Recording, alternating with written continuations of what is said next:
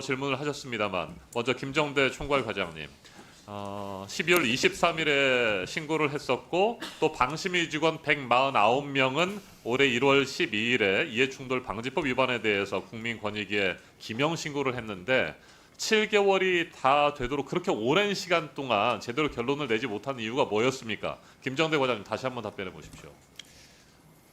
저희가 제대로 결론 못 낸 건 아니고요. 네. 어쨌든 저희가 이해충돌 방지법 위반행위 신고 처리 결과의 유형은 이첩, 종결, 송부인데 사실관계 내용을 확인해서 송부로 결론을 내서 방심위에 송부를 했습니다. 네, 그리고 이해충돌 방지법 네, 송부를 뿐만이 아니고 이첩도 어차피 해당 네. 기관에 보내는 유형 중에 하나입니다. 이해충돌 방지법 송부와 이첩에까지 결론을 내는데 7개월 가량이 걸렸단 말이잖아요. 네. 그 동안에 그러면 최소한 이게 이해충돌 방지법 위반 사건이니까 류예림 위원장의 가족관계 증명서를 확인한 적이 있습니까? 이해충돌 방지법이니까. 네, 가족, 뭐 형수, 또 제수, 뭐 조카 이런 사람들이 지금 민원을 넣었다라고 하는 거 아니겠습니까? 그게 사건의 본질이잖아요. 그러면 최소한 류예림 위원장의 가족관계 증명서 정도는 확인했어야 되는데 전원위원회 회의록을 보면 가족관계 증명서조차 확인하지 않았다라고 하는 내용이 있어요. 확인했습니까? 안 했습니까? 위원님, 아까도 말씀드렸지만 아니, 답변하세요. 구체적인 확인했어요? 신고 안 했어요? 사건의 대상 범위 내용에 네. 대해서는 말씀드리기가 좀 어렵다는 점 양해해 가족관계 주시고요. 증명서조차 확인하지 않았다는 내용이 전원위원회 회의록에 나옵니다. 예, 그러면 그게 네. 맞는 내용. 그러니까요. 예, 예. 이 이해충돌 방지법 위반 여부에 대해서 7개월 가까이 시간을 끌면서 조사를 했다고 한다면 최소한 가족관계 증명서를 확인을 해서 정말로 가족들이 민원을 넣었는지 이런 걸 확인해야 되는데 그것조차 확인 안 했다는 겁니다. 자, 좋습니다. 이학노 행동강령 과장님, 지금 이해충돌 방지법과 관련해서는 송부 이첩이 결정됐는데 행동강령 위반 건에 대해서는 7월 8일에 종결 처리했죠. 맞습니다. 네, 똑같은 내용이에요. 네, 그런데도 행동강령 위반 건에 대해서는 왜 종결 처리했습니까? 저희가 그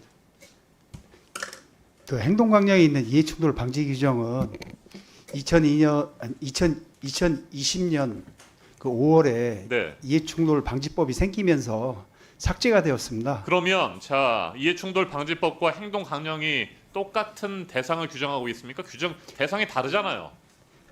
그러니까 사적 이해, 행동강령이 더 그 대상이 넓은 거 아닙니까? 이해충돌과 관련해서 이해충돌 방지법은 민법 제 779조에 따른 가족, 배우자, 직계 혈족, 형제, 자매 뭐 이런 사람들이 대상이고 행동강령은 민법 제 767조에 따른 사촌인의 친족, 배우자, 혈족, 인처 대상이 더 넓어요. 맞습니다. 그렇다고 한다면 류예림 씨의 청부 민원과 관련해서 제수나 조카 이런 사람들까지 다 규정할 수 있는 겁니다. 행동강령과 관련해서는.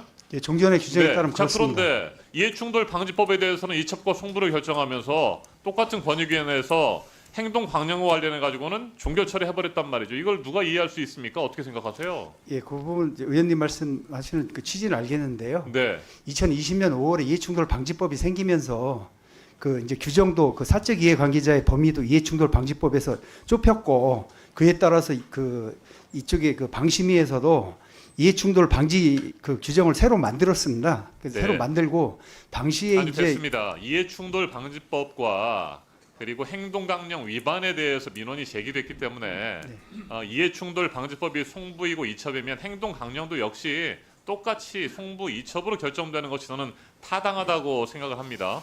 자, 이해충돌 방지와 관련해 가지고 제가 가족관계 증명서를 확인했는지에 대해서 김정대 과장님께 여쭤봤는데 안 한 것이 사실인 것 같습니다. 분명히 그렇고요. 이학노 행동강령 과장님께서는 가족관계 증명서를 확인했습니까? 안 했습니까?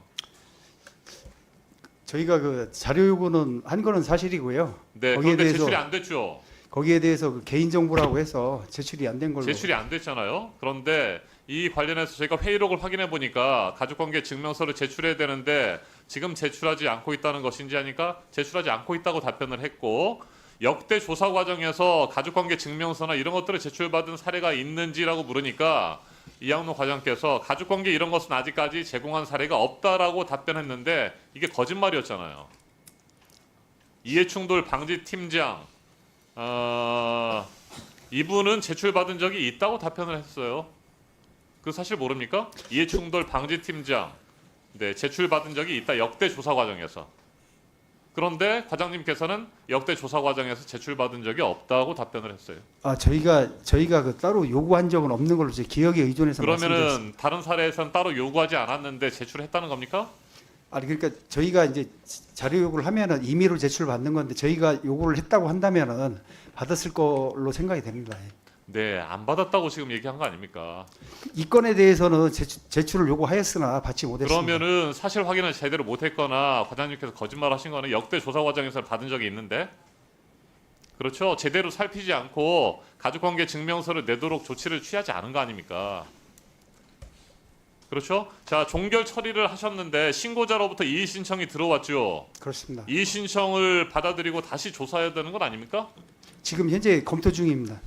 어떻게 하실 겁니까? 저희가 그 사실관계 그 주장하는 내용들 다시 파악하고요. 그 다음에 그 이제 검토가 완료되면 전원위원회 회부해서 결정을 하게 될 겁니다. 네, 이의 신청이 타당하다고 보십니까? 1분 더 드리세요. 거기에 대해서는 제가 뭐라고 좀 말씀을 드리는 게 네, 적절하지 않은 것 잘못된 같습니다. 겁니다. 이해충돌 방지법에서는 송부와 이첩을 결정하고 똑같은 사안에 대해서 행동 강령에 대해서는 종결 처리하는 게 말이 됩니까? 제대로 재검토하시고 다시 조사하는 게 마땅하다고 생각합니다. 이상입니다. 이준석 위원님 질의해 주십시오. 아까 답변을 주셨던 그 심의국장님 다시 한번 해주십시오. 예.